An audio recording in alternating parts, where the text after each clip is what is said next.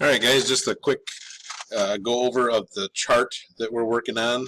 So those of you who are working on this on Friday, just to let you know, notice at the top that it says 21.2, 19.1, 19.4. So this is going to cover 3 sections of the textbook.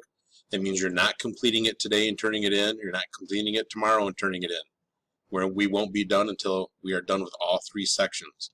Each time we go over a section, you're going to get more information that you can put in. So today we're covering 21.2.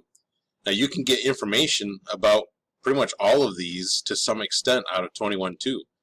But that doesn't mean you're done. When we get to 19.1, you'll get some more that you'll stick in. And 19.4, you'll get more you stick in. So by the time we get done, you will have a very big, complete chart that'll look nice and full this time. So today in 21.2, go through and get whatever information you can. The dates simply means when did it start, when did it end. Achievements could be inventions they made, or it could be things they did as a group, like maybe they took over all of India, or maybe they developed a new type of law or something like that. Leaders would be names of the people who were leading them, and we'll get more and more of those as we go.